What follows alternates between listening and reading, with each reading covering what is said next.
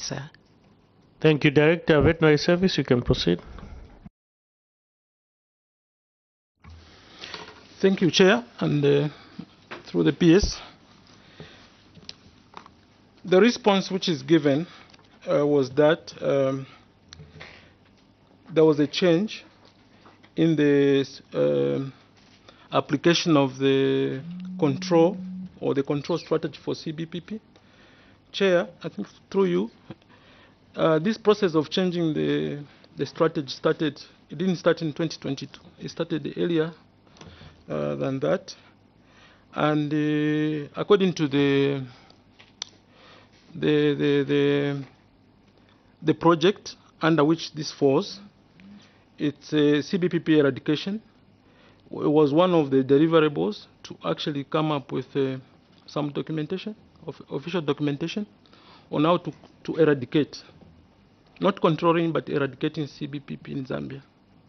So this document was formulated with a lot of consultations and based on the best practices, international, with guidance from the World Organization for Animal Health. Chair, CBPP, if you need to eradicate CBPP, you don't eradicate through vaccinations. Basically, that's the science which is there. All countries which have eradicated CBPP have not done so through vaccinations. I might not go in the science, but it's proven scientifically through published papers and others that CBPP, even the World Organization for Animal Health, actually advocates for eradication.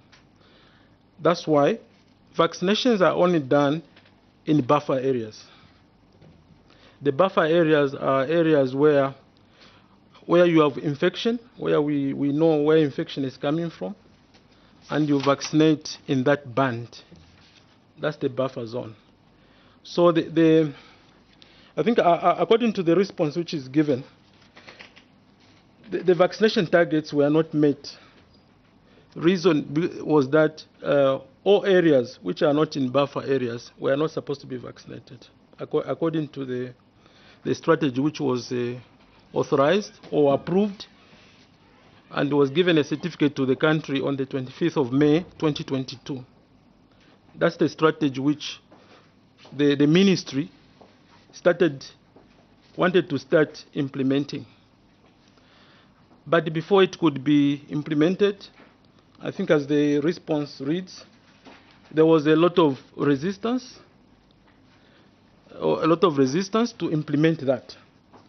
But the other areas, I'm sure you have seen the figures which were vaccinated. Those are the buffer zones. But the other areas were meant to go test and slaughter. So, because the program couldn't go, the ministry sought cabinet approval to actually change, because the stakeholders were against the test and slaughter.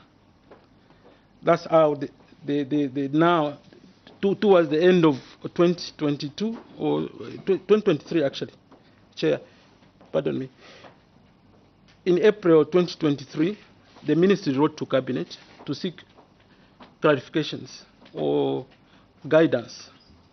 And later a guidance was given that we needed to, even if the ministry had already approved through the World Organization for Animal Health to actually undergo test and slaughter, probably this could be dropped. That's the guidance which was given. And that is why these vaccinations couldn't, those targets couldn't be, because it was actually, it was not done, this process of developing the strategy started way back. It's not just in 2022, but it was approved in 2022. Yes, Honorable Farad. Thank you, Chair. Chair, I listened to the director very well, and he keeps on contradicting himself. Is he in order to contradict himself? Because in one breath he's saying this has been an ongoing project, and actually even the vaccines were put on hold. We are talking of 2022. I think you are saying it has been an ongoing thing, trying to do away with vaccines. And you went ahead to say you needed now to do test and slaughter. So we are wondering, where do you stand as a ministry? You were given, or you decided, you planned for that year. I don't think you can just abandon a project over. You have planned and you have bought and you have vaccines. Even if you are saying these vaccines were meant for buffer zones. Now, let me give you an example for Western Province where the CBPP is common. You didn't vaccinate. Even if it's, whether Western Province is under a buffer zone or not, I don't know. But you didn't vaccinate. And I know that Western Province is highly is prone to CBPP. So I'm wondering, Chair, whether the director is in order to continue contradicting himself. Even against the same bill and budget they planned and brought to the House to say this is what we want to do. And money was provided and the vaccines were bought, only to end up in storerooms. So could you just tell us categorically, why then did you plan to buy vaccines? And Chair, as we go, I think I would want to know, could you just give me a benefit, cost-benefit analysis of a test kit and the vaccine? Yes. Thank you, Honorable Mwene. Thank you so much, Chair. Director, as a ministry, when you sat down, you realized that Zambia will have a very big economic benefit to test and slaughter? Secondly, when did you think the country will then break even of this CDPP economically to benefit the Zambians? Because the main motive of Zambians having cattle is to have an economic benefit. And you as a ministry decide to go the test and slaughter way. Don't you see depriving the Zambians of wealth? Thank you. Thank you. Director, you are guided. Stick to your submission. Through PS, Director, there are those two questions from the honorable members. Those who are conversant have come with the PS. Can also help the director, as it were, to answer. Director, Livestock, you can proceed. Thank you, Chair. So through the PS, the economic benefit, was it looked at? The test and slaughter, yes, it was. I think if, on a member maybe might, I don't know if you have gone through the CBPP control eradication strategy, which was approved by the WOAH. All those issues of economic benefits for the country are actually there in that document. And it was proposed that after I think a 3-year, if I'm not mistaken, a 3-year period, we were able to eliminate CBPP. I think that's what the document says. It's not. I'm not really contradicting on a chair. On the when we started working on this document, I said we had started working on this document far back before 2022, but on the 25th of May 2022, that's when the document was officially actually endorsed as a official CBPP control document for Zambia as a country. It's not really the ministry, but it's a country, and Zambia is one of the few countries which have an endorsed program for control of CBPP. I think, Chair, that's what I wanted to.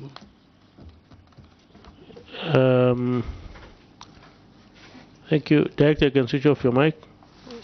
Honorable Oluma, you've got a submission. I was saying he has not attempted to respond to Honorable Ricardo.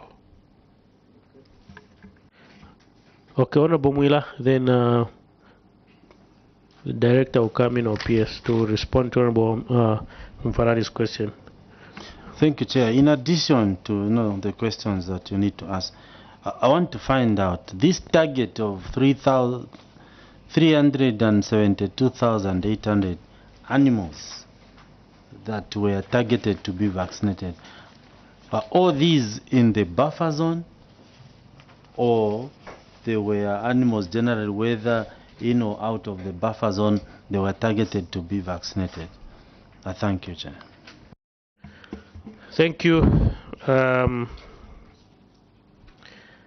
PS, through you, if you look at your submission, 372,800 animals, only 83,696 animals were vaccinated.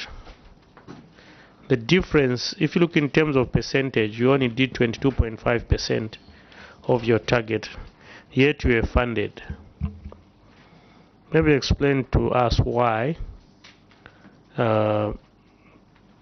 there were these low turnouts in terms of vaccinations, and also explain, controlling officer, why you did not avail the cabinet memo or cabinet memo to the auditors when they came for the audit, because you said some of these you've quoted. The CAB memo dated 21st April 2023 regarding the change in strategy. Why did you not avail this document to the auditors? So you can answer those. I think there are now 4 questions. Mine, 2, Honorable Mwila, and also the outstanding one from Honorable Mfarari. You can proceed, PS, or direct those questions. Thank you. Thank you, Honorable Chair. If I may be allowed to respond, Honorable Chair, on the CAB memos, misguided or otherwise, the ministry felt that CAB memos are top secret documents. So at that time, did not avail the documents to the auditors. But it has been brought to my attention, honorable members, that if I'm not mistaken, the auditors were given sight of the documents afterwards. And I'm pleased to inform the committee that I have copies of the same, if that is in order, for viewing purposes to this meeting. So that was the reason why they were not given as documents to the auditors during the audit process.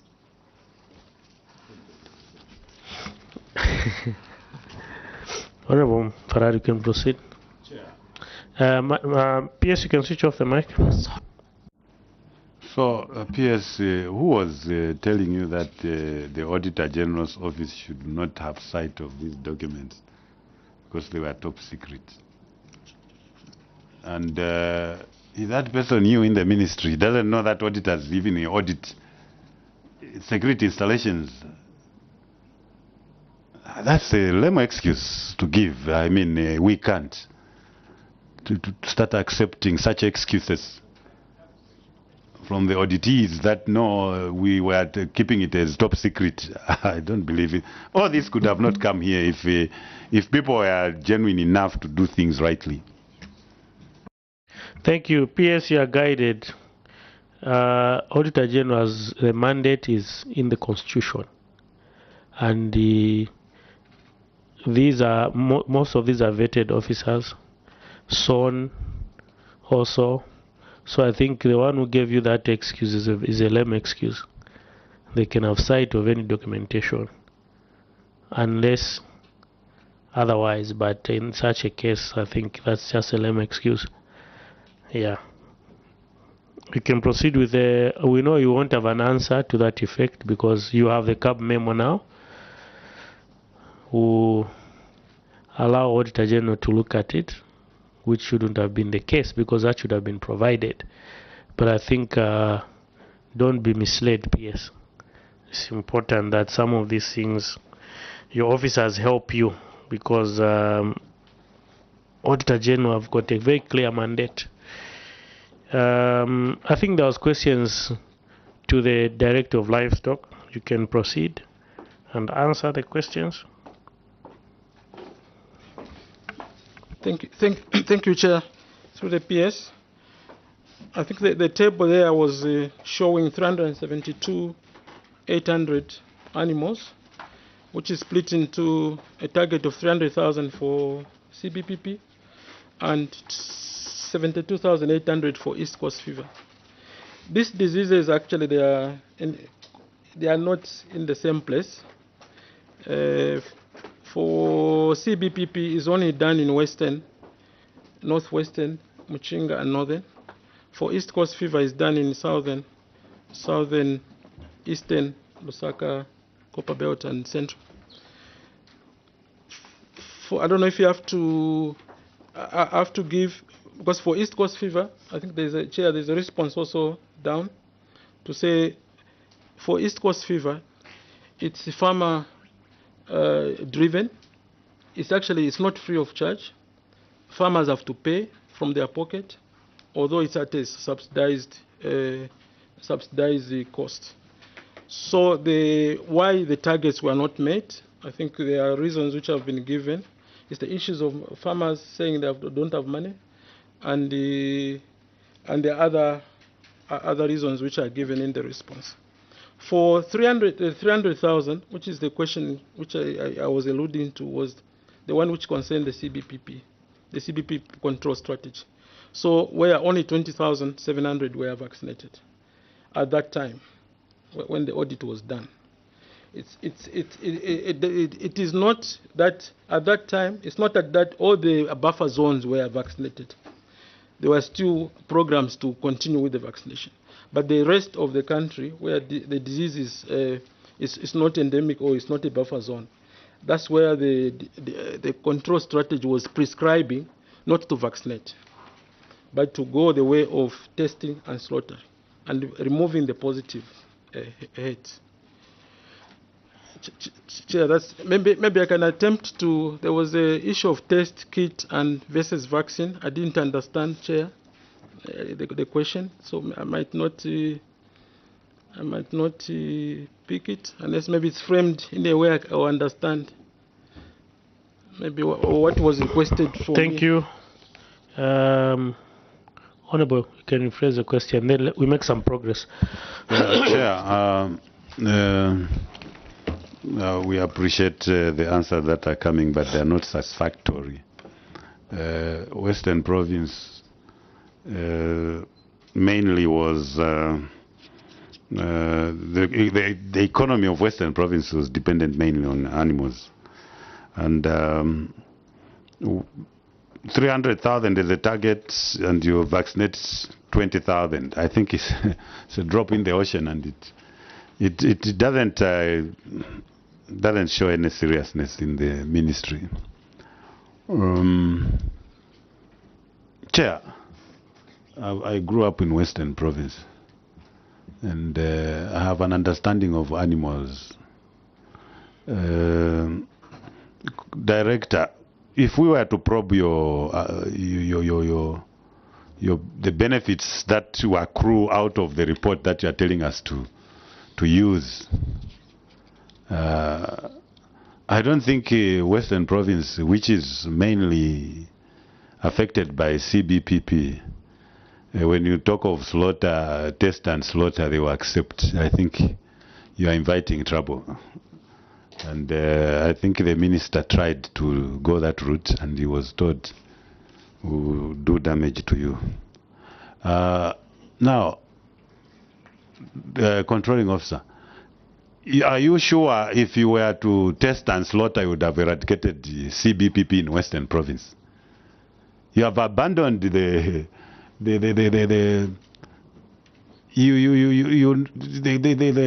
barrier that you were using, or the corridor that you are using, which the animals from Angola, which were actually bringing some of these diseases into Western Province.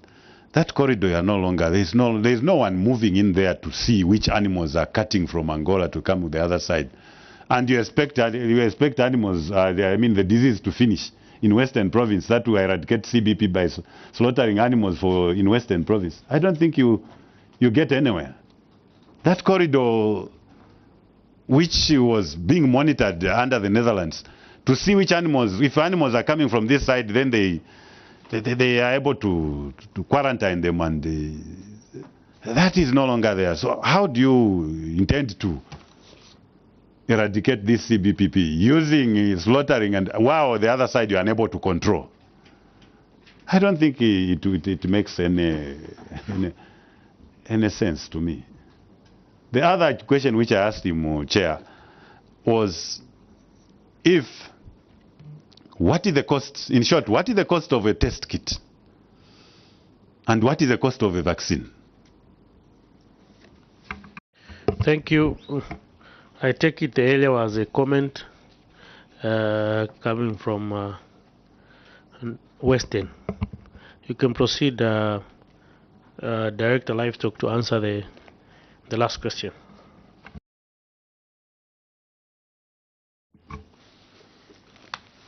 Okay. Thank you, Chair. Maybe our attempt to answer the essence of the CBPP control strategy was basically to eradicate CBPP in Western Province and Northwestern provinces. The issue of in that strategy,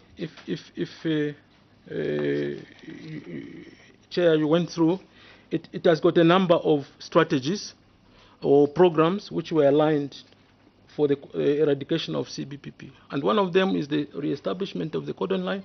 And in fact, already the Treasury Authority has been granted to employ 250 cordon guards this year, which is actually already going under. And the other was to do testing and remove all positive heads. It's not really like we are slaughtering all the animals in the Western Province. I think that, Chair, that's where the problem came, because I think through the implementation of that strategy, that's where resistance started coming. And then the ministry sought guidance through the issue of eradication CBPP can only be done through testing and slaughter. I think that is the worldwide. Any country, Botswana eliminated CBPP, is actually slaughtering. They slaughtered about 300,000 heads of cattle which were infected. From now, there has never been a case of CBPP in Botswana. I think that's the route we had wanted as a ministry to go. The test kit and the vaccine, it depends again where you are buying the test kit. It's test kit for CBPP and vaccine for CBPP. I cannot give the actual figures from my head, otherwise I might disregard. But their figures are there. We can provide the actual cost of a dose of CBPP and the actual kit to test animals in the lab. I might not, Chair, I might mislead if I came with my... Thank you. Honorable colleagues, let's make some progress. Then we can, because we're... Sorry? On the same issue? We need to make progress, honorable colleagues. Can you, I'll give you a last chance. Honorable Muila, under 2 minutes. Honorable Lumai, under 2 minutes. We need to proceed. You can proceed.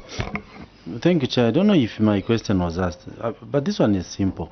The 372,800, were they, as a target, were they all in the buffer zones or they were general?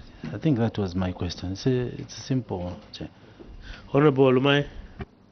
Yes, Mr. Chairman, just like Honorable Mwila has said, I wanted to know, now that it has been established, Mr. Chairman, to start with, there was no cabinet approval to test and slaughter. Secondly, they only did 83,969 out of the 48 million which was released for this program. So I want to know where is the balance of the money currently. And secondly, Mr. Chairman, we had an issue to do with insemination.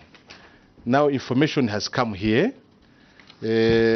According to this document, Mr. Chairman, there's authority sought to transfer 345,000 and 75,000 for buying feed supplements totaling to 420,000. Remember, Mr. Chairman, we were told the money had gone for training. Now we are being told this money actually had gone to buy feed. So I just wanted if the ministry can now take the people of Chavuma to speed. Okay, Honorable, we'll come to that issue. I think let's finish with this, because now, through the PS, I think let's have that clarified, where those animals were in the buffer zone, and also your actually the submission, Honorable Lumai, they didn't avail the cab memo, but it's here now for change of strategy. Yeah, that's why I think there was that question I asked to say, why didn't you not give the Auditor General? Then there were all those lame excuses. We can proceed and clarify those two questions. Then the issue of that letter, we'll still get back to it. Let's just, Secretariat, to just remind us. We'll go back to that issue, Honorable Lumai. You can proceed, PS. Thank you very much, honorable members. Maybe to take the second one first, the document that is being alluded to by the honorable member, it states, and I quote very quickly if I may, authorities sought to transfer certain amounts for buying feed supplements to enable the center conduct their training. So I think it's an English misrepresentation. That's how I take it, and I understand, sir, that the way it's been put is misleading. But really, it's stating that this amount that is being requested to be transferred was intended for feed supplements, but rather can it be used to conduct training? I think that's the bad English that is. PS, I think I've guided. Let's stick to, because now we'll go back. Yeah, my guidance is for that later. Let's wait. Let's put it in abeyance. As we proceed to conclude, we'll look at it. But let's finish the issues of vaccination. There's issue of animals being in a buffer stock, and there's also issue of that there was no cab memo, which I've told the member that the cab memo is with Auditor General looking at it. Although we are not supposed to do that, because we are not auditors asked to start receiving documents now. Yeah. Then the issue of the balance of money. Maybe we can proceed and answer those questions. My sincere apologies, members. Sorry. Through you, can I call upon the Director, Vet Services? Thank you, Director. I can proceed. Thank you very much, Chair. For the animals, I think it's in the table there. They are not in the buffer zone, all of them. As I was trying to explain, that East Coast fever normally is not in Western Province. It's only in Eastern, Southern. So the 72,000, I think it's a mixture of two diseases here. The first one is contagious bovine pleural pneumonia, which includes the strategy we talked about and the buffer zone. The East Coast fever is another disease, which is normally done in the, even if the numbers, the totals have been combined, they're supposed to be separate. This is the 300,000 is for CBPP, the 72,800 is for East Coast fever. So they are not all in the buffer zone. Let's make progress. Yes, Honorable. We proceed to failure to meet immunization target for the cows. Then we proceed to livestock production, systematic sustainability improved, failure to construct water points. Honorable Mfarari. Controlling off through you maybe to your director. This immunization of East Coast fever, how important is it? Is it as important as it's supposed to be? Or it's just something that can be done away with? May we know? Thank you. Any other question? On 2, immunization target for cows, is there a question?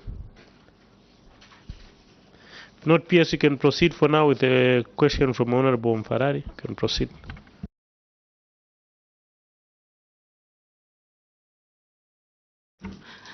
Thank you, Honorable Chair. Again, with your indulgence, I'll call upon the Director of Vet Services to answer the question. Thank you. Thank you very much, Chair, through the PS. The immunization against East Coast fever, to me, is very, very, very, very, I don't know how many varies I'll put, is very critical. And the goodness with the immunization, I'm sure the committee might remember that in Southern Province, people have heard about Denkete, or that's the East Coast fever we talk about, that in history, I think 1991 up to 95, actually population of cattle in Southern Province went to about 551,000. And the actual main factor behind it was East Coast fever. It kills. When you immunize, Chair, when you immunize calves against East Coast fever, animals are protected for life. I think that's the importance which is there. Even if there's an attachment of 40 kwacha or 50 kwacha to an animal will survive throughout his life. And Chair, I'm sure you know the last census for Southern Province, I think it's 2.1 million, if I'm not mistaken. Just after regular immunizations. The reason is simple. When you immunize a calf, that's why you immunize 3 months to 18 months, it will never get ECF. And ECF is the main disease in both Eastern and Southern Province.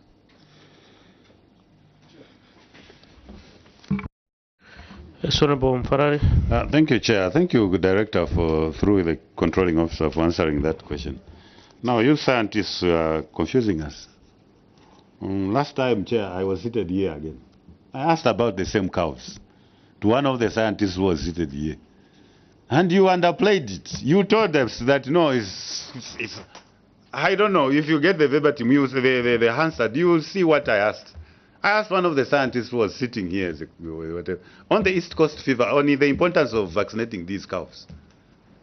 They downplayed it, in short, actually. They just said, no, it's not something that we should worry about. I asked about that question. Now, today we are being taught, just like, again, the same scientists, when they tell you about CBPP, they will tell you in Somalia, whether it's Somalia or whatever, the animals are surviving with the same CBPP. Why should they slaughter here? So I don't know. Anyway, let's proceed, Chair. Now, if you read this CAB memo, there's actually a contradiction, because that change of strategy was not approved by cabinet. So we don't know how it's something else. Yes, PS. Thank you, Chair. If I'm following you, indeed the proposed change of strategy was not approved by cabinet, hence why vaccinations. So the conveyance was, do not test and slaughter unless on voluntary basis, i.e. the farmer is willing to go that way, but rather continue with the vaccinations as the ministry had been doing. So it wasn't approved.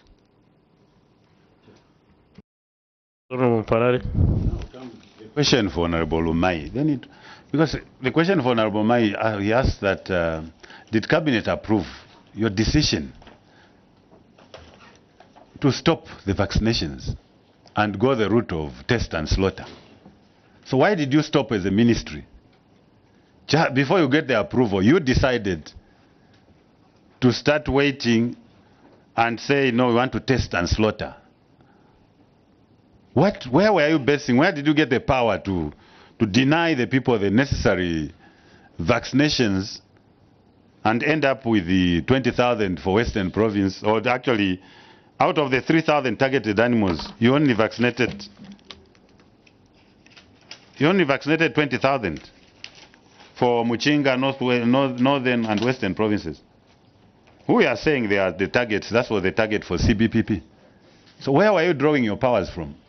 For you to now stop the vaccines, bought at a high cost, approved by the House, and then you decided to stop. And when you went to Cabinet, Cabinet also tells you to another something else. So where did you draw the powers from? Thank you. Maybe PS, you can clarify on that aspect as we make some progress. Very important question. You can proceed. Thank you very much, honorable members. The decision to change strategy was premised on what would be alluded to as best practice, best international practice, i.e. wherever it's been eradicated, it's been vaccination in the buffer zones and test and slaughter. Now, then that proposed change of strategy was peer-reviewed and endorsed by the World Organization for Animal Health. So it was really premised on best international practice, which had the ratification as the way to go, if members would pardon me for using that phrase, by the World Organization for Animal Health. Now, ordinarily, that kind of technical decision would have been taken within the ministry. However, after getting that ratification or endorsement as a sound scientific approach to go and implement, there was that pushback based on various reasons. So it is at that point that the ministry then went to seek cabinet consideration or approval on the change in strategy, which came later on to say, don't go this way. So that is the sequencing of events as this matter goes. Thank you, Honorable Mwene. Progress. Thank you so much. PS, so you are telling us that this World Organization for Animal Health's decision finally was discovered that is not the best idea for Zambia. Apart from the merits that you thought of going along that line, even when you were advised by the World Organization for Animal Health that you must do test and slaughter, didn't the ministry sit down and make consultations with the... Sorry if I ask some questions that may have already been elaborated somewhere, it's because I have just come in, but I still need clarification on that. Did the ministry take time to consult the locals and other stakeholders on the merits of this decision to test and slaughter? And are you then now concluding that, is it that we shouldn't be adopting all ideas that we shall be forced to, for example, by World Health for, World Organization for Animal Health, that not all ideas are correct? Thank you. Honorable colleagues, PS, you can clarify on that question. Then we make a progress on those two guided questions. Thank you. Thank you very much, Honorable Chair, Honorable Members. Again, with your indulgence, I plead your indulgence.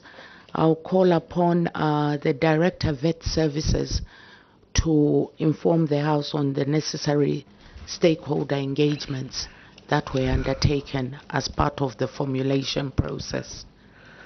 Director of Vet Services, you can proceed. Thank you very much, Chair.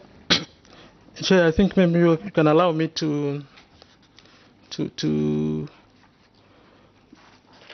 state that the control of animal diseases in Zambia is actually guided by the Animal Health Act number 27 of 2010, which prescribes what needs to be done when there's an outbreak.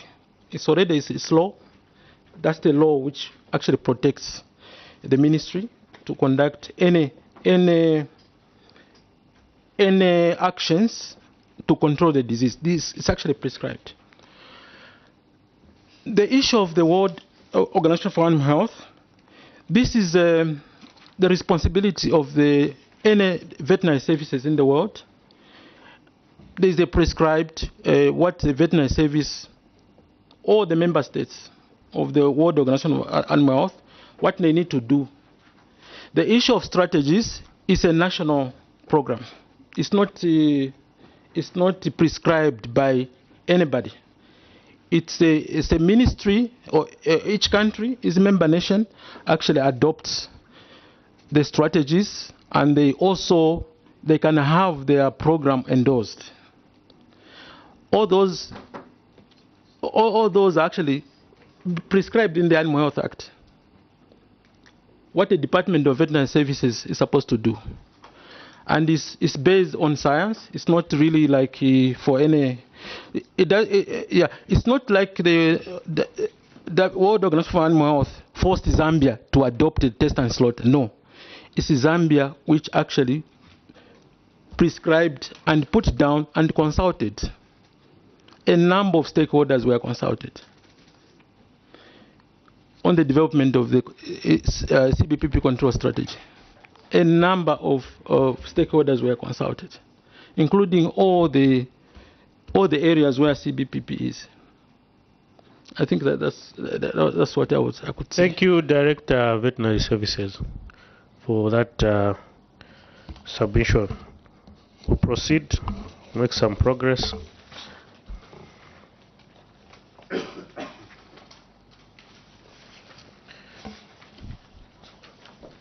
Failure to meet immunization targets for the calves. We can look at that and proceed with the next item.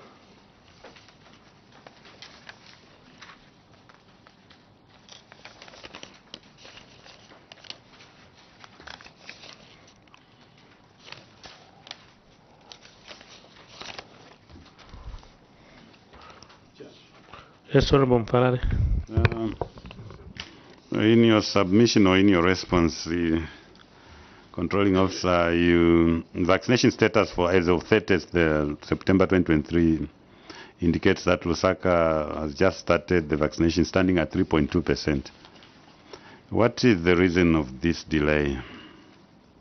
And how do you intend to cover up for the lost vaccination time? Thank you. Any other question? PS, you can proceed. There's a low turnout or low door rate in terms of vaccination in Lusaka, standing at 3.2 as at 30th September. What was the reason for the delay? You can proceed. Thank you very much, honorable members. You'll note, the members will note from the tables that even the targets are low. The planning for the vaccination for ECF is based on risk assessment and amongst other things. So you will note that from Lusaka and Copperbelt, the numbers are lower, and also based on the same principle, as of 30th September, the numbers were not that great. I'm pleased to inform the House that these numbers, if I just, where is it? Right, sorry, these numbers have picked up somewhat, and the concentration, again based on the risk profile for Lusaka province and looking at the other things that this is for 2023, looking at the other critical issues that the ministry had to handle around September, we were comforted by the lower risk profile and concentrated on the 2023 anthrax outbreak. I submit, Chair, but again, through your indulgence, in case there's something that's important that I haven't covered, I will call upon the Director Vet Services. Thank you. Thank you, Director Vet Services. Can you amplify on what the PS has submitted? And also look at how do you intend to cover up on the loss of vaccination time? Yeah. Thank you, Chair. I think I'll just add something. Like for Lusaka, we had actually suspended the immunizations during that period. The reason was that there was also African swine fever control programs which were going on. So the ECF control programs were halted. And then the other thing which needs to be known by members is that for Lusaka, we don't immunize in all the districts of Lusaka. There are only 3 districts where we are immunizing against East Coast fever. And these are Chilanga, Kafiwe, and Chongwe only. Chair, I think that's what I wanted to add. Thank you. If there are any questions on that, if not, we make progress. We move to the next item.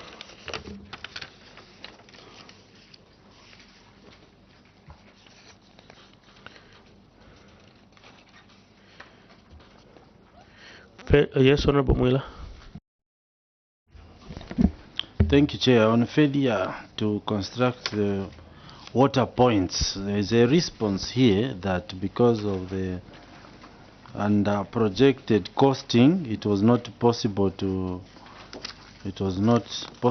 construct 16, but only 8 water points. So my question is, why wasn't this explained to the auditors when they were on the ground? Because the whole audit report contains the fact that you should have done 16 water points, and now you are explaining that in fact, based on the money that was there, only 8 could be done. But why wasn't this explained to the auditors in the first place, so that it does not even find its time on this table? Thank you, Chair. Thank you. And also for me, I would like to find out who did the BOQ for this, because when you are coming up with a BOQ, which is a bill of quantity, PS, you are an engineer. That is your language. And how can people have those? Is it engineers' estimates? You have your estimation plus and above maybe 25% to that effect. How then do we tend to find that we under budgeted and then we could not carry out to either procure or construct the 16 water points but to 8? What really transpired? I think that's the second question from Honorable Mwila's question. PS, you can proceed and answer those 2 questions on failure to construct water points. Thank you very much, Chair and members. Again, with your continued indulgence, I plead that the project coordinator, ISLIP, may respond to the members' questions. Thank you. Project coordinator can take seats and then tell us what transpired.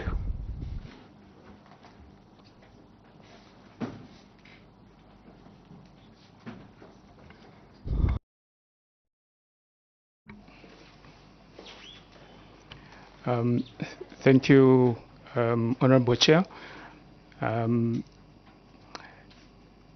It's unfortunate that at the time of audit, we did not clarify this matter.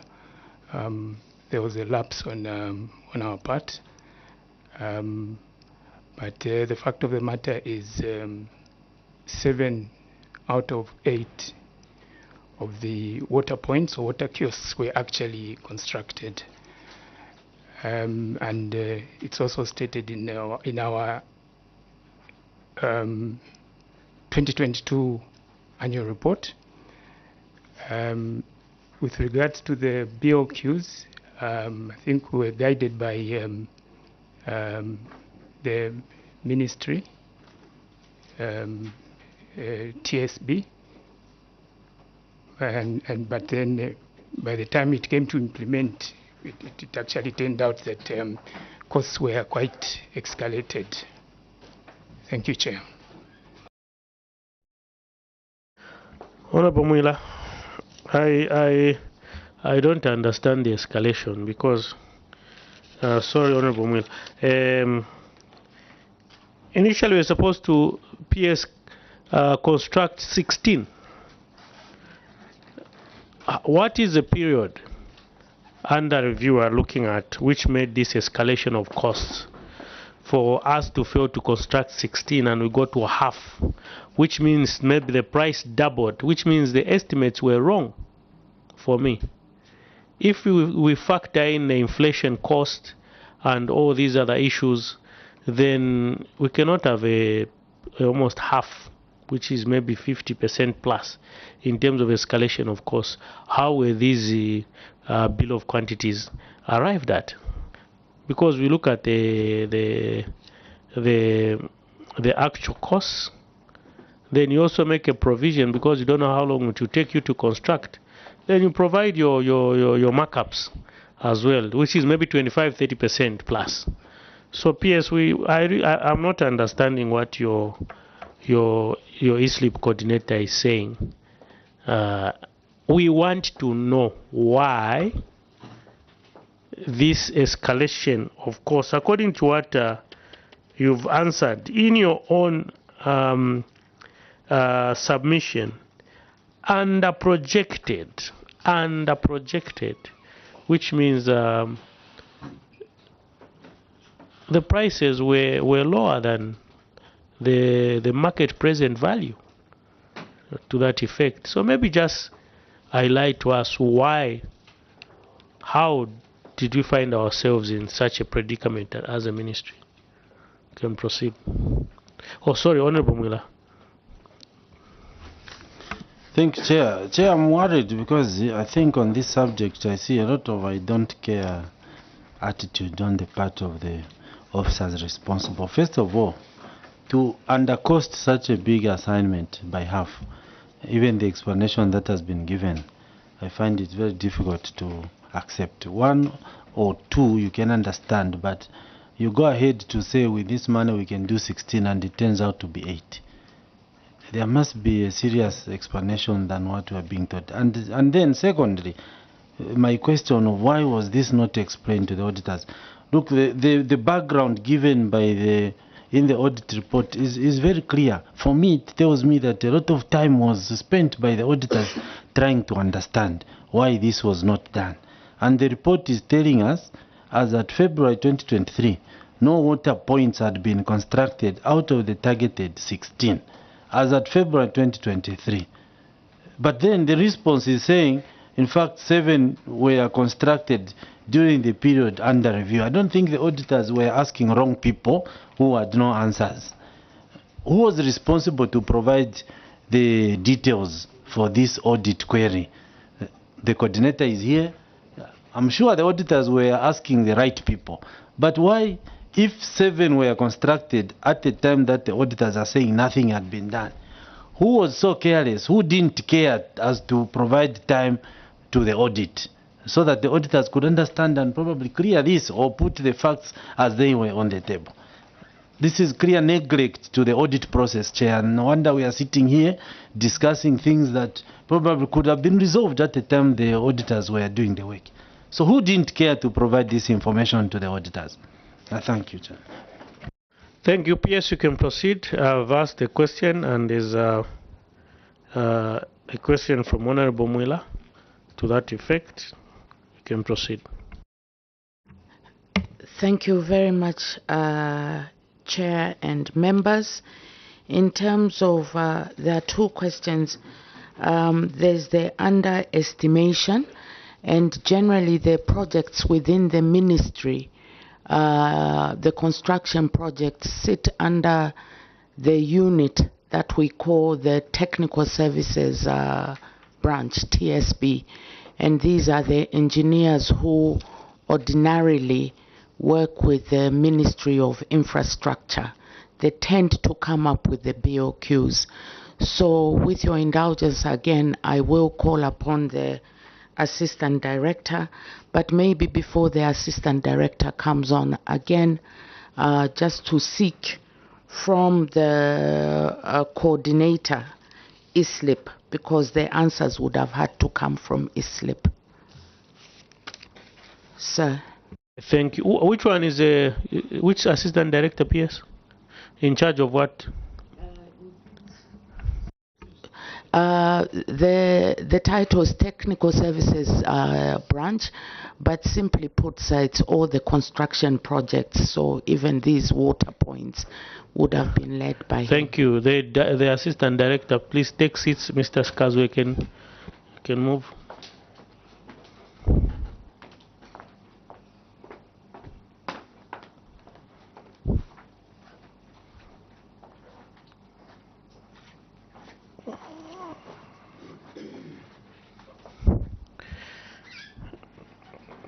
Assistant Director, Technical Services, we want you to assist us and give us a firm explanation on what transpired on these 16 water points. We have been told that they were under-projected, hence we could not construct the aforesaid 16, but proceeded to do half. What transpired when you looked at some of these estimates, and what is the period we are looking at to that effect? You can proceed. Thank you, Chair. Chair, I think I'll comment on the nature of the BOQs that which we produced. Chair, in our production of our BOQ, we ensured that we had to put no provisions for contingents. We were so strict on the quantities. However, it's just unfortunate that when the bidders bidded, the cost of the bidding was very high. Otherwise, we were very strict.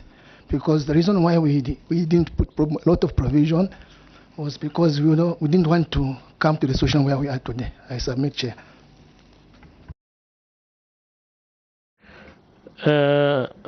Just repeat your submission, sorry.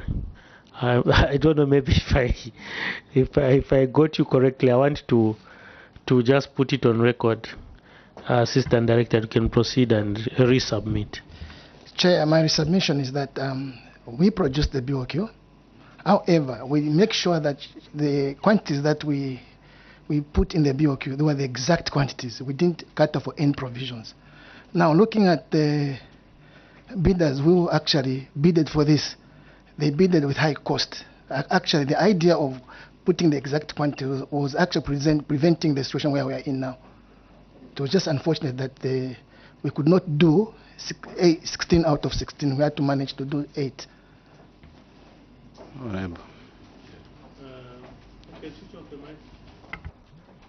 I'm very confused now. I'm very, very confused. Honorable Mwene, you can proceed. Then Honorable Mufalari, is that your answer? Honorable Lumai, Honorable Mwila, you raised also? So the three, you can proceed. Honorable Mwene, proceed. Thank you so much. Sir, you are telling us that you make your costing, let's say 7,000 kwacha, and the bidder bids at 51,000 kwacha, and you accept. And that's why there are these variations in the number of, in the quantities that were constructed. Honorable Ferrari. Chair, I have difficulties with this ministry. Controlling officer, take note. From the first query, there were variations and reports and whatnot. Where we are, again, someone varied the whole thing. You had to vary and come up with 8 water points, and you leave out 7. What is really going on here? It looks like someone had that free floor to continue varying projects and come up with the small things.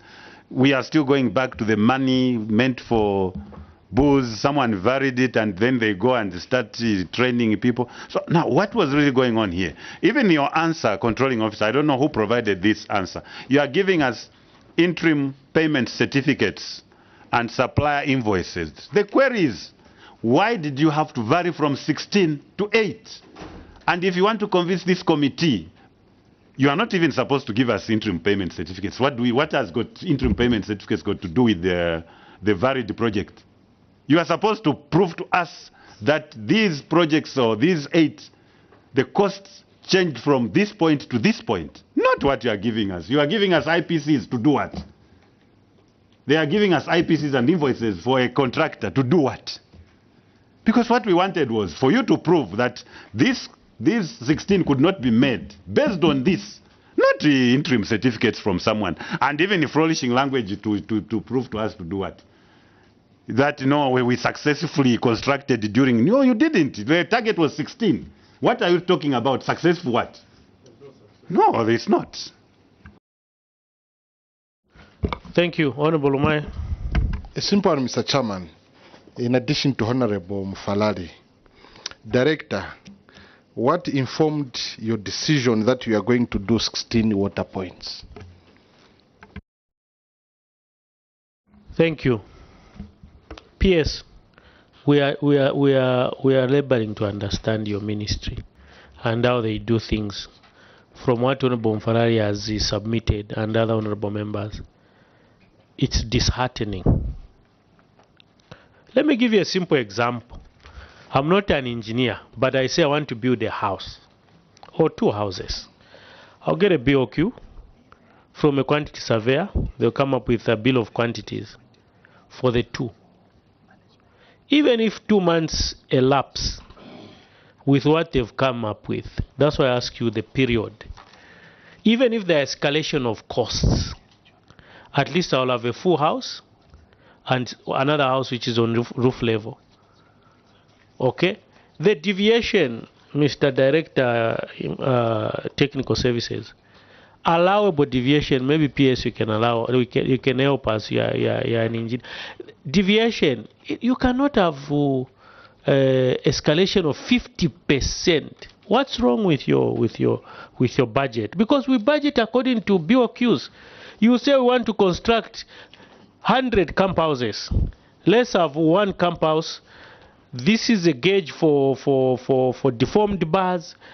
Building conforce wire, it's this much. 1 house will take 7 by 350. Blocks 6 inch so many, 8 inch so many for foundation. 1 house standard IBR, palings and what done, period. Soccer, everything done with a key in the door. Bar 300,000 kwacha. That's how we do things. Times 100. Okay? And or other, you even could put your 10% contingency. Now to come and say we did BOQs, we even put them high, then we fail to, I don't know. I'm just shocked, because from an ideal position, assistant director, we should have even done 12. We'll accept to say, oh, well, escalation of course, maybe inflation, they failed, but half, even 14 years, but half. I think that is not acceptable, PS. It's not acceptable. That's why Honorable Mfarari is saying people now just in your ministry, they will vary as they wish. Oh, we're supposed to do, let's just do 10. We're supposed to do 20. Then you come and give us a narration to say over projected. How? It's a budget. Unless we have people who are failing to help the ministry, PS, you can tell us, we can recommend for them to go and sit home if maybe they are failing to do their job, and you put competent people who help you, because I think some of these queries should not even arise to that effect. Like Honorable Mwila said, they should be resolved at the audit process than escalated Because the reason is lame excuses, unforeseen, oversight, a blame is on us, we overlooked. We don't want those phrases to be used here. PS, I don't know which submission you make to extinguish this issue which your officers have done. You can proceed if you have any submission to that effect. And the technical services, there's a question which Honorable Mwene asked, 5,000 and what? I think I want you to address it. PS, you can proceed. Mine was not a submission per se, honorable members, but just to say that some of the very valid observations that are coming through from the committee have been well noted for action through my office. That is all I can say at this point. Thank you. Technical services, you can answer the question from Honorable Mwene and Honorable Mfarari. Thank you. Thank you, Chair.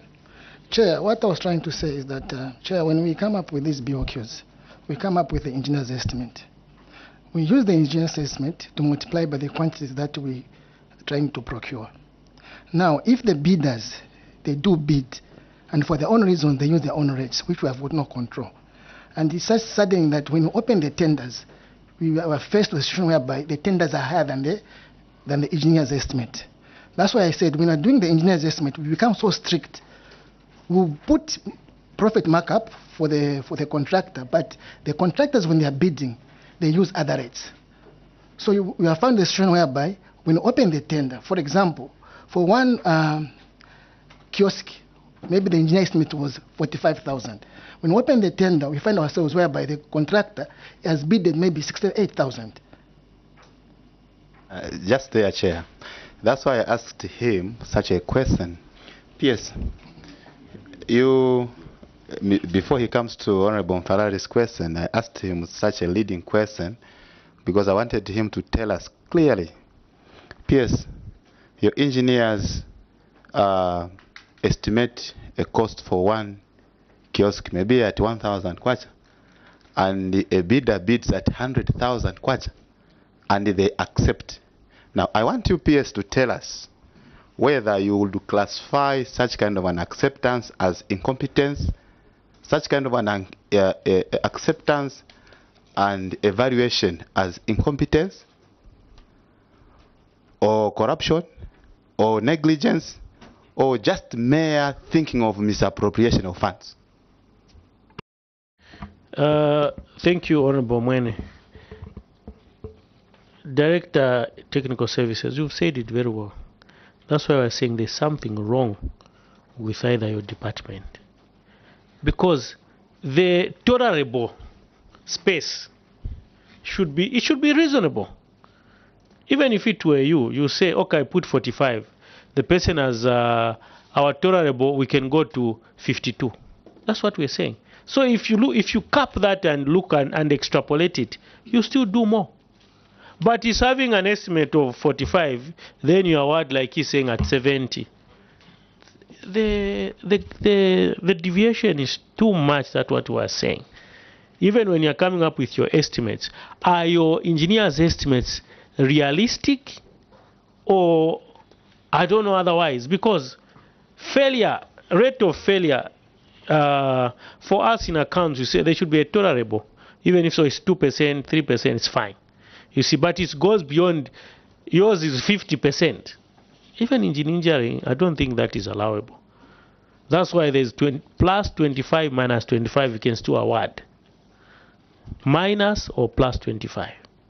It's a certain margin, but yourselves to say we did this and then don't contract, retender again, and look at the reasonable margins, because then it doesn't make sense for you to even come up with those estimates because they're not workable then. Estimates guide us. That's why it's called estimates. You are estimating. They guide us.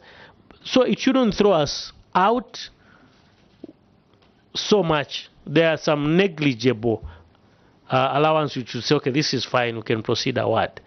You see, it's above maybe 25% of the engineer's estimate. But if it becomes 50%, and maybe PS also just to find out, because the status report as at June, these kiosks were not there. So maybe we'd like to know when they were constructed. The Auditor General status report as at June 2023. No construction of water points were there. So maybe the Director Islip, you can confirm when they were constructed and how many are standing, because if that's the case, then Auditor General needs to do a verification. Through the PS, you can confirm. Thank you, Chair. Through the PS. These water points, when the auditors came through, they were work in progress, and the 7 were constructed in 2022, as was reported in our 2022 annual report. I submit. Auditor General will clarify that point. You can proceed. Thank you, Honorable Chair. So if you look at our status report, meaning that we had issued a management letter earlier, which indicated that there were 16 it reads, as at February 2023, no water points had been constructed out of the targeted 16 water points. In addition to this, this status report is dated 30th June, meaning the auditors were on the ground in June, and there was no indication of any water point constructed. I submit.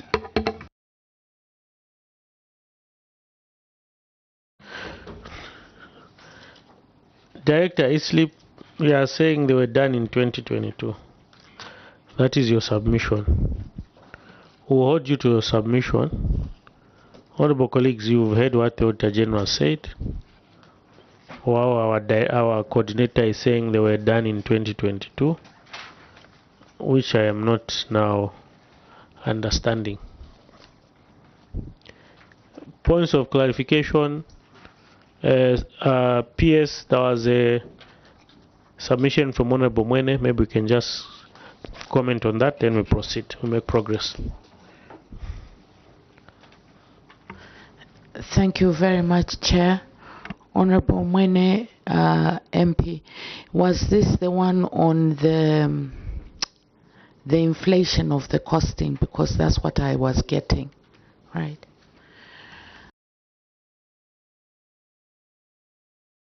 Procedurally, there is a band between which plus or minus, I think the Chair had mentioned, and one or the process should not go beyond that band, even if you have the monies in the budget, because then you are acquiring goods or services that are priced way too much. So in such a situation, best to suspend that particular procurement because it is overpriced. So that is really what should be happening in those situations, sir. Sorry, Chair. Yes, I agree with you, PS. That's why I have asked you to say, with this view, what are you seeing in your ministry? Because there is a plus, minus a certain figure. There is a band that your technocrats must operate within. So to see such them approving, or your ministry approving, such kind of highly inflated prices for such kind of infrastructure. That's what I've asked you to say now, PS, in your ministry. Is it that you are trying to tell us that you can see also what we are trying to say, that maybe there is some incompetence in some of your engineers in your ministry, or just maybe some mere corruption took place somewhere here and there, or negligence in your technocrats, or just mere misappropriation of funds to approve such kind of unreasonable costing of these structures? Thank you. I'll allow PS to respond again to that. Then now we'll make progress. We'll go to our last item. Undisputed CBPP vaccines.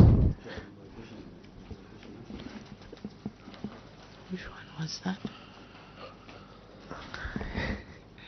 I don't know which questions. You might need to rephrase it, maybe before PS comes in. Honorable Mfarad, you can just rephrase the question. Chair, my question was the question at hand here is controlling office and your team. It's we are questioning the decision that you made to reduce these water points from 16 to 8. And in your response, I think you are saying you regrettably the project work plan was not updated accordingly, hence the reported failure to construct water points. I thought your engineers were actually up to date in terms of understanding when they are doing the costing. They could have costed something that meets the current standards. But my question to you is, in answering this, you put in interim payment certificate and supply invoices. Do these prove to us that the interim certificate and the invoice actually speak to the costing that you encountered for you to reduce from 16 to 8? Do interim certificates to speak to such? Thank you. Honorable Mfarari, they failed to answer that question. We've labored to ask the Director Technical Services, and it's beyond reasonable doubt that they failed to provide an adequate answer. They've submitted on their BOQs, they are overestimating, but it is not holding any water. So PS, I just want your comment, then we proceed to the last item. Essentially, PS, if you look at your session, I don't see any question which has been answered adequately to that effect. You can proceed. Thank you, Honorable Chair. Thank you, Honorable Members. In an attempt to answer the Honorable's question in terms of how does one qualify the overinflations by the affected officers, I think my response to that, Honorable Members, is that I would need to look at the various contracts, in particular the contract that is on the table that we are discussing now, and try and appraise myself fully in terms of what was quoted, what was planned, what was planned, what was quoted, was it reasonable, and then ascertain, amongst other things, ascertain from the information that I would get the type of label, if you like, Honorable Members, that you would apply to whatever action there was on this particular matter, sir. Let's progress. And it distributed vaccines for CBPP, contagious bovine pleural pneumonia. Can look at that. Any questions on that?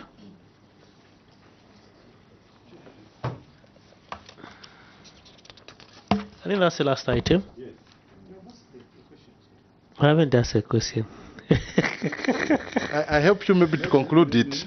You are simply Honorable saying- Mkumbi. Chair, there's emphasis from our technocrats from the ministry that the best method is test and slaughter. But we keep buying vaccines. In this case, they bought and never even distributed. So if we are trying to inform government and all of us that you don't need vaccines, all you need to do is test and slaughter, why do we keep buying vaccines and not even distribute them? After the audit period, then there was some activity of distributing these vaccines to northern Muchinga and western provinces. So why do we keep buying? Or are we seeing you stopping completely to buy now vaccines for such diseases? Chair, I submit. Thank you. Honorable Mfarare. Chair, for me, I think I get uncomfortable. You go and keep vaccines worth the 857,000 based on something that has not yet been implemented.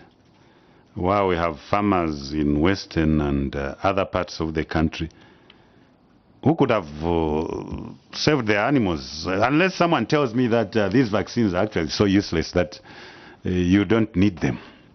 But you bought them, just like my honorable friend has indicated. Why buy if you don't need them?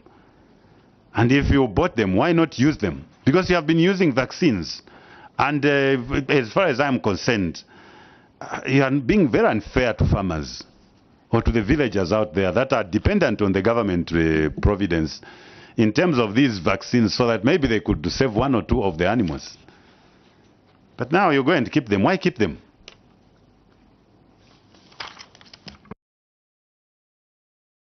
Thank you. Any other question? If not, PS, you can proceed. Through you, Honorable Chair, I'll call upon the Director Vet Services, please.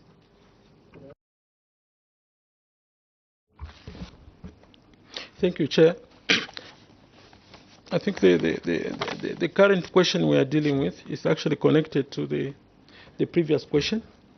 And from the auditor's observation, I think if you check on table 2, the table 2, they are saying the description of the activities where this number of cattle which were meant to be vaccinated against TBPP in designated border areas of Muchinga, northern and western province. I think that's what the issue is. Yeah. These vaccines were meant to be vaccinated in those areas. And the rest of the areas, as per CBPP Control Strategy Chair, was to follow the issue of test and slaughter. I think they maybe have to, although maybe I'm repeating myself, because it's exactly the same response why the vaccines were not distributed. It's basically is to implement the test and slaughter by removing all the positive heads first, and then thereafter you vaccinate in the buffer zones. I think according to the strategy, that's what it says.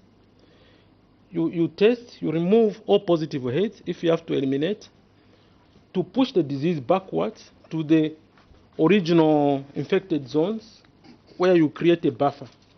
Basically, that is the chair. Maybe that's what I wanted to say. These vaccines were meant to be used in the border areas. And these border areas are Muchinga, Nakonde area, northern Mbala area, and then also Shangombo, Sioma, where we normally get the disease because they are bordering Angola, where is the source of the CBPP. Chair, maybe I will end there. Thank you.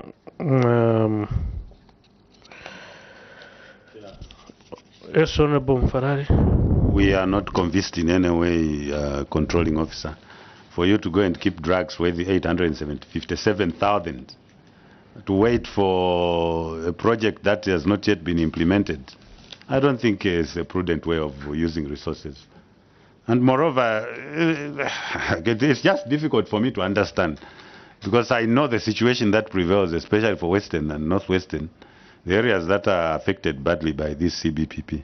So it's quite sad that you decide to say no, and then now that's when you are going in to start using the same vaccines after a failed project. I don't believe this is the way things should be handled. Why plan then and bring it to the house and say we need this money to buy vaccines? And what was so difficult anyway to run a parallel system where you are vaccinating and you're also testing? If anything, if those who are willing to have their animals slaughtered, but again, it's not even sustainable. As long as the other side where the disease is coming from is not contained, there's nothing. Yes, Honorable Mukumbi, last intervention. Sure. Make progress. The vaccines were bought in September 2022. As of 31st July 2023, they were not yet distributed. You are still slaughtering for a year. And in their response, they are saying they've now been distributed. So as of July, they were not. So when did you exactly distribute? After a year of slaughter? Why were they even bought anyway? Chair, I submit. Thank you. PS, you can answer that question from Honorable Mfarari. And for me, I think moving forward, emanating from Honorable Mukumbi's question, is PS would ask you to give us your distribution schedules.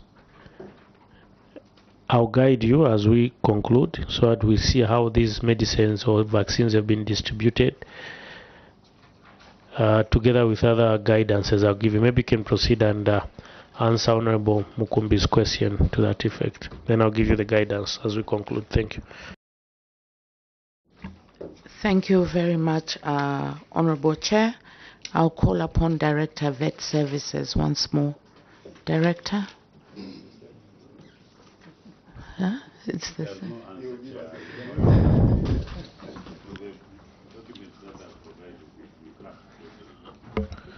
Thank you. I don't think there will come any different answer.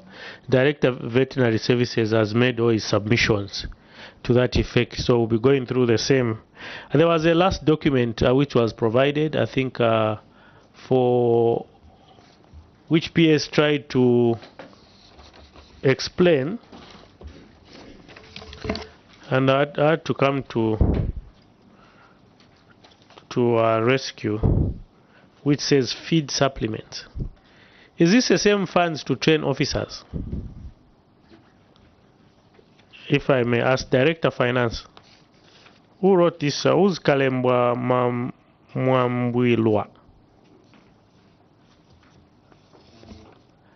Yes, Director Finance, this is you can proceed. Thank you, Chair, through the PS. I think there was a small component for the supplement within the program for training, but the major program was actually training.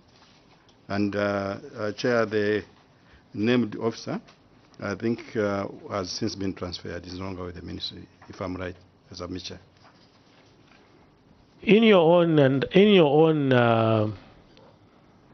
Director of Finance, in your own vein, let me be very diplomatic. There's 500,000 kwacha. The component for supplements is 50,000 kwacha. I write a memo to the PS to ask for approval of 500,000 kwacha for food supplements. Is that a correct narration?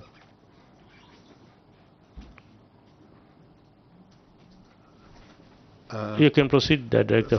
Thank you, Honorable Chair. Through the PS, the narration was not reflective of what was intended in terms of the request, Honorable Chair.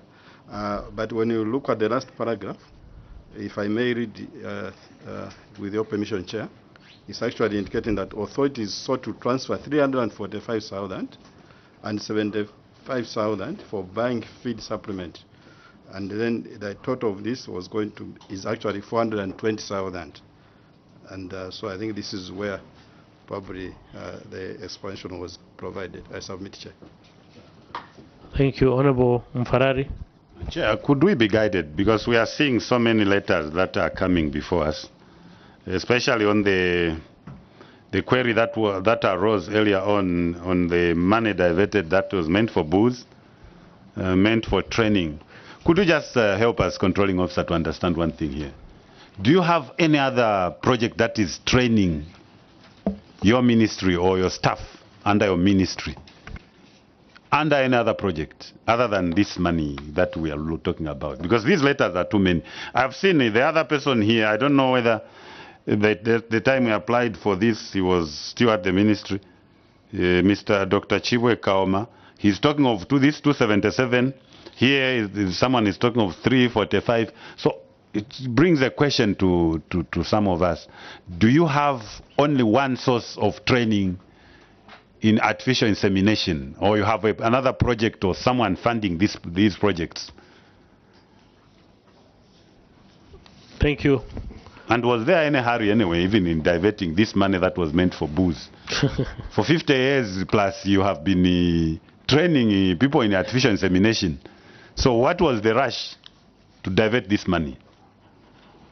Thank you. PS, you can proceed. I think for the last part, your Director of Finance has clarified on the last paragraph, which is splitting the funds, 345.75. That's fine. You can proceed and I think answer Honorable Mfarari's question, then we can make progress. Thank you, Honorable Chair, Honorable Members.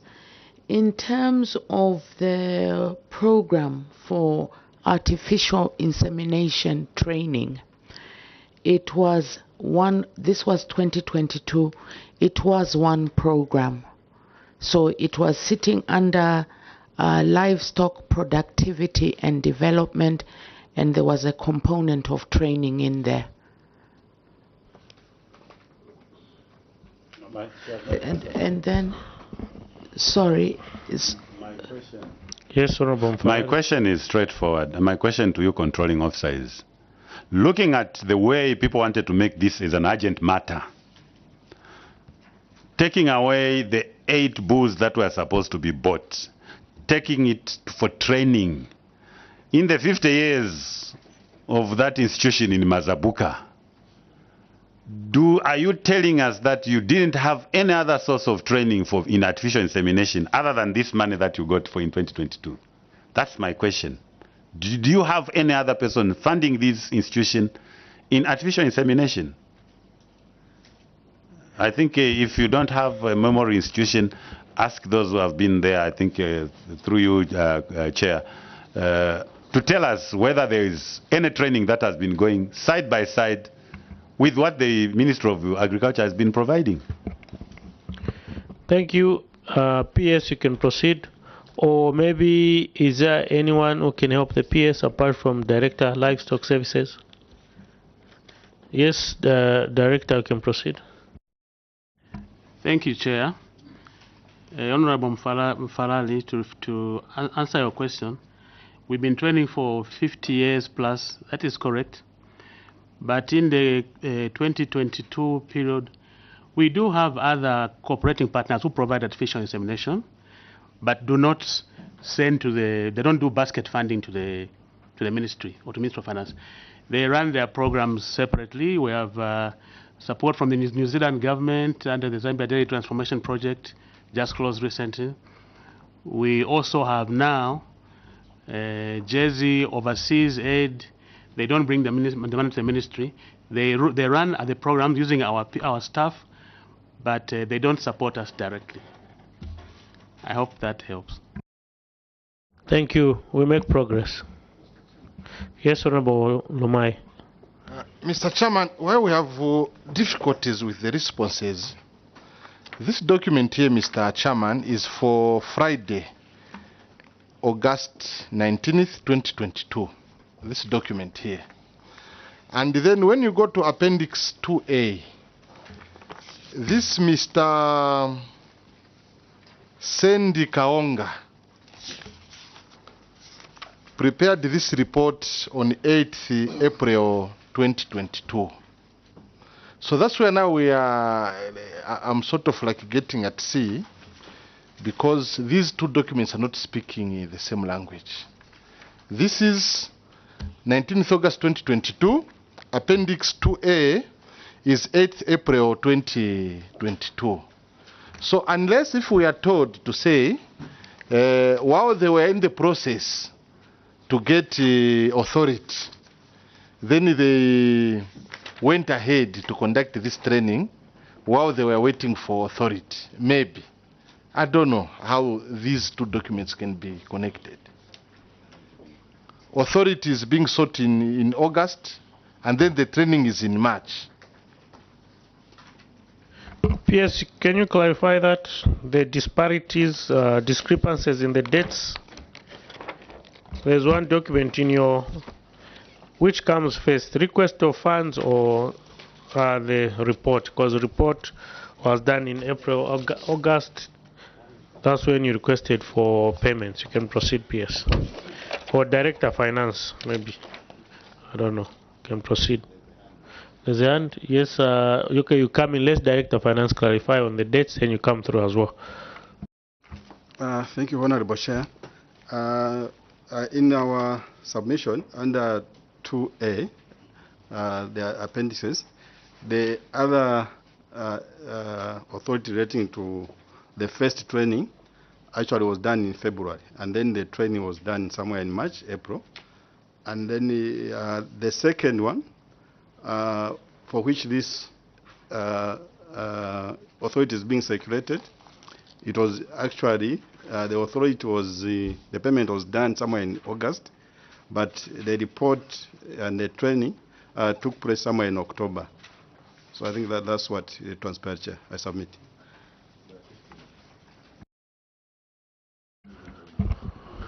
Yes, Director, can proceed.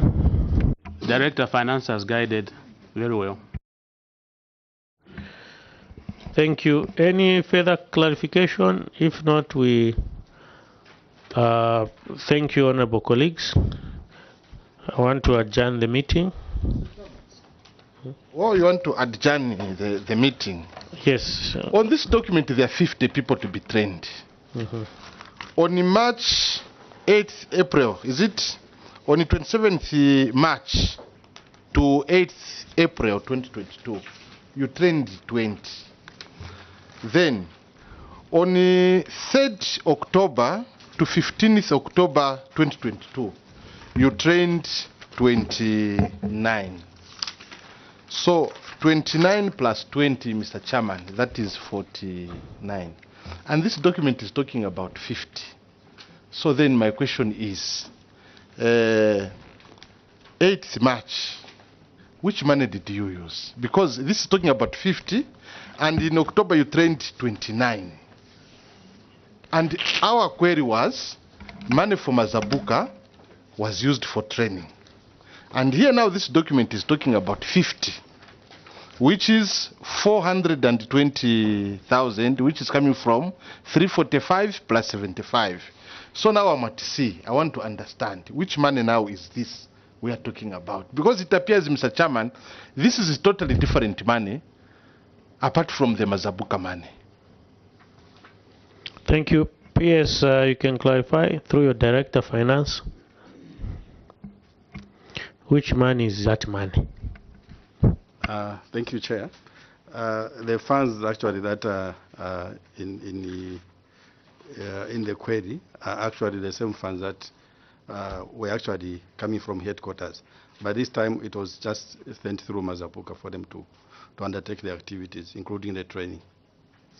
I submit, Chair. Thank you. Auditor General, do you have anything? Thank you. Honorable colleagues, any last interventions, clearing? Yes. Yes, you can proceed. It's a same one. That was actually simplified. They just got quotations. There was no even serious tendering or that.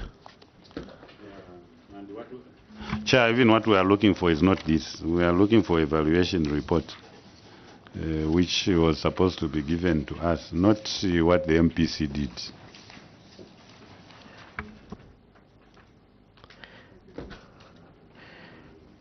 Thank you. We can look at that tomorrow and give guidance.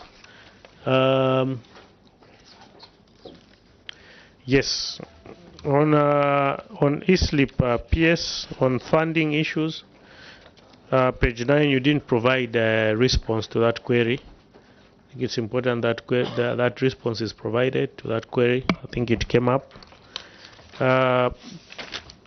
PS, thank you for your time, together with your officers, for coming before this honorable committee to attempt to answer some of the questions on which you've been cited by the Office of the Auditor General.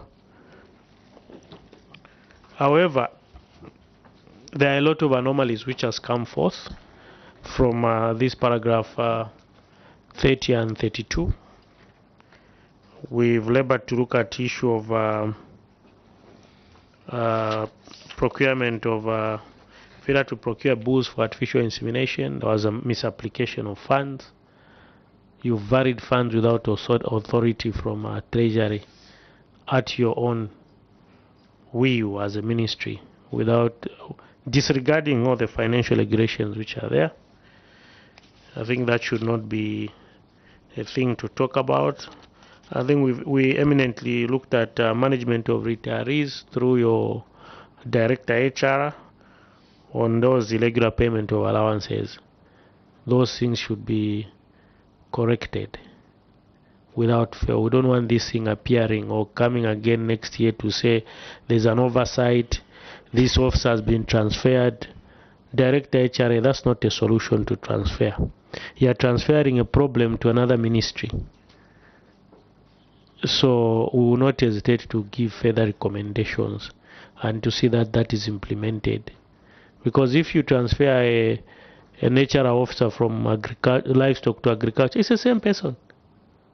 You transfer director finance from this ministry to another ministry, it's the same director finance. You continue to do what he simply knows to do. So for us, such officers, we don't want government to be losing funds. Opportunity cost. Today you overpay allowances by 2 million. You are going to recover that money in 9 years or 10 years. What value will it give to government? Nothing. So we are looking at the cause and what is the effect on the ground, not just the processes. You come here, you tell us, no, this we've started recovering, you attach pay slips. For us, it doesn't hold water. The service has been deprived of the government, and the people of Zambia need such services. So that's not a solution. Let's do things right at first. So those are some of the issues. Also, we looked at these issues of vaccination, provision of watering points, very important. You cannot have a deviation of 50% of a project, honestly. Even if you are building your own house, you budget for 100,000, you go and be told, you can only buy one geyser. When you budgeted for 10, for 100,000, it doesn't. It should be, even if there's a deviation, it should be reasonable.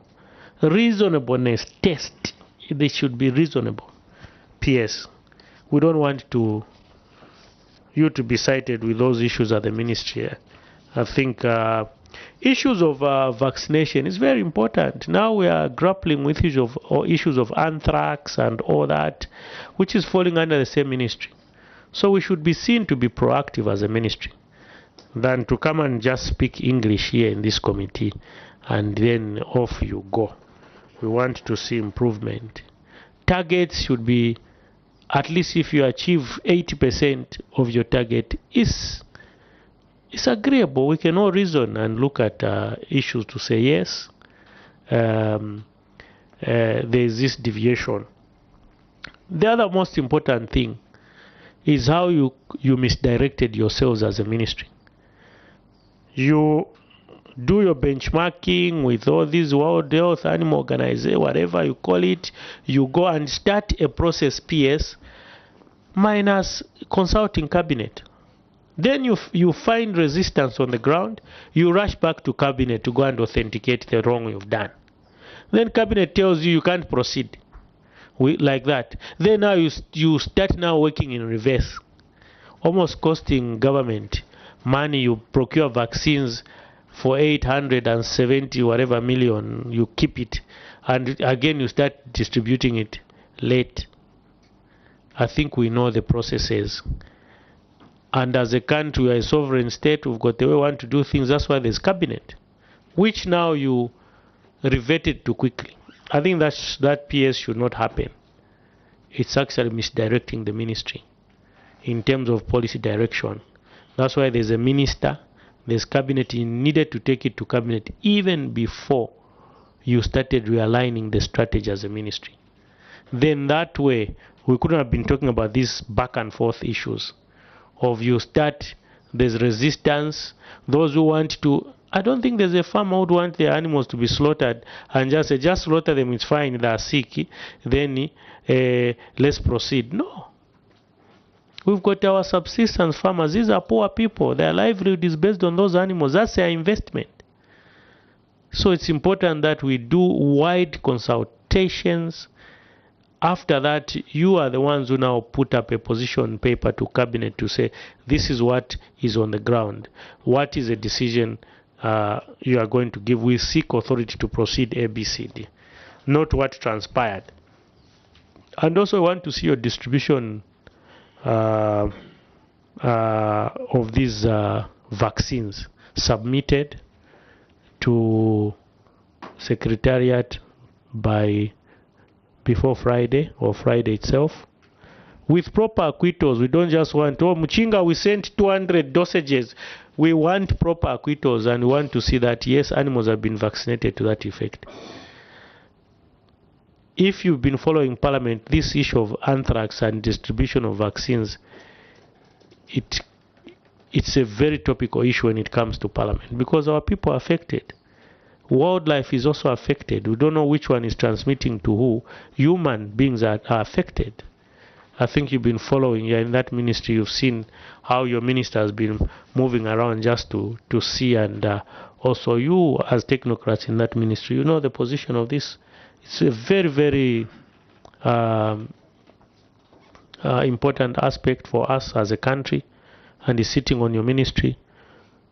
So restore the confidence to us as a country that yes, we've got competent people in the ministry to discharge their functions vis-a-vis mitigation of livestock diseases, as it were. So with that said, PS, I want to thank you most sincerely. I just wanted to give you highlights on things we've looked at today and what you need to provide. We'll meet you tomorrow in the morning to look at paragraph 31 and then conclude the business with the ministry. I thank you most sincerely for coming before this honorable committee to make your submissions and attempting to answer some questions to that effect since morning. So we thank you most sincerely. Let me take this opportunity now to lift the immunity conferred before you in accordance with Cap 12 of the laws of Zambia, that the immunity has been lifted. As you proceed and have meetings outside, you're on your own. You have no immunity. I thank you and have a good afternoon.